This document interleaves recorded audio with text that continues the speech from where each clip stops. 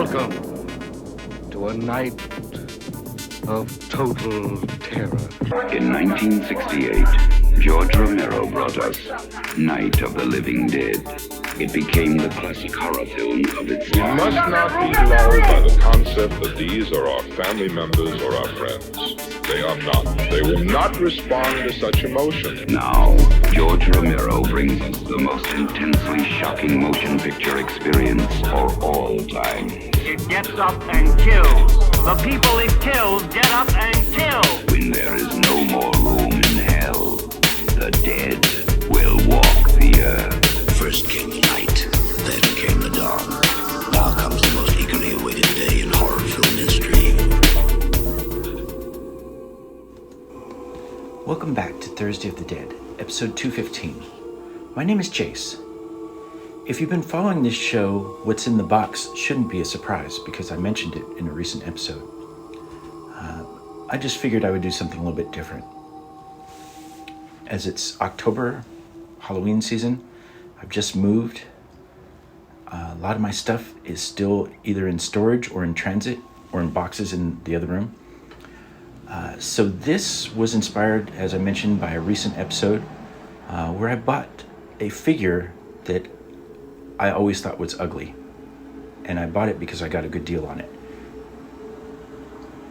This is actually the set of the Reds figures from Japan, the Dawn of the Dead Reds figures, all four. And it costs, because they're loose, cost just a little bit more than what I paid for the single unopened figure. And as you can see, they're all there and they're all ugly. I think the main thing with these is the sculpt. It's not the paint job. The sculpt is kind of deformed. The hands are wrong, way too big, and the proportions are weird, as you'll see. So I'm just going through checking that everything's there. You know, there's 4 figures, 4 bases. What I like about unboxing this, as you'll see, is the bases are actually pretty cool. I don't know if they had someone else sculpt those.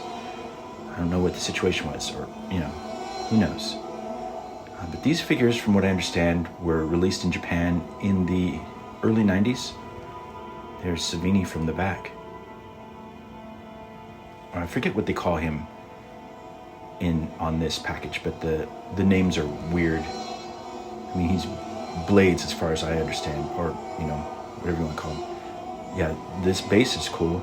I think the hands are a little bit weird on that one too. Maybe I'm being too nitpicky. There he is. Look how big that hand is. It's like they put a giant hand on all these bodies.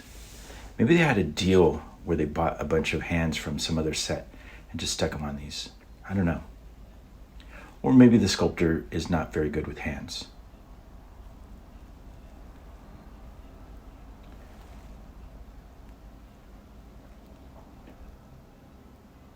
So excuse my poor camera work there. I'm still kind of getting my stuff set up. Basically, I have a tripod set up on my office desk and filming. There's Savini, or Blades, whatever you want to call him from this movie.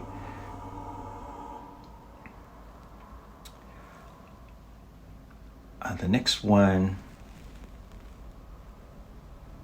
they came really well packaged. I give the seller that. And I also appreciate that the seller was selling this set for a decent price. I think it came out to about $20 per figure, or a little bit less, actually. So this is the, I don't know if you want to call him bald head zombie, airport zombie, plaid shirt zombie. As I mentioned in the previous video, when I met Paul Messer and got his autograph and photo with him, he would refer to himself as plaid shirt zombie. So if he says he's plaid shirt zombie, I'll say he's plaid shirt zombie. And again, the base for plaid shirt zombie is pretty cool. Look at those hands. It's like they got gorilla hands on them. So if you noticed, the face sculpt was not so great on that either. My thought of how ugly these figures are still stands. I will actually put these out to display just because they're freaky, and Dawn of the Dead. So this is what they call a machete zombie. He's got the slice in his head. This is actually the one that I got new in the package. Seeing it out of the package looks even worse. I mean, he looks cool in this weird light. You'll see. Trying to figure out how to put him on the base. This reminds me of my problem with the NECA Flyboy figure that I own, which is a beautiful sculpt, but the peg in the base broke off in the bottom of his foot, and so I can't attach him properly anymore. Unless I buy another one, I guess. I think they're expensive now. I wonder if Lenny Lees has one of the machete figures. I'm sure he does. I wonder what he thinks of the sculpt of that. I mean, it looks nothing like him. And last but not least, probably the worst sculpt of Flyboy. Look at that cool base, and also weird hands. So, okay, I guess same person sculpted the base. So here's ugly Flyboy. I appreciate that they made these. I laughed in the previous episode that it says for ages 16 and up. I don't know. I think this is more for kids. I mean, I bought them.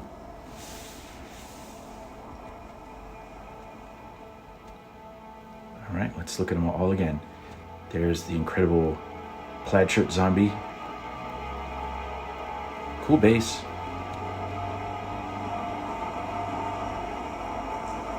Machete or blades. Cool base again. Looks like a Bernie Wrightson zombie a little bit.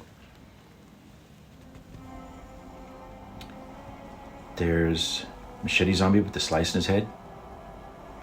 Okay, I take it back. It looks a little bit passing resemblance to Lenny Lees.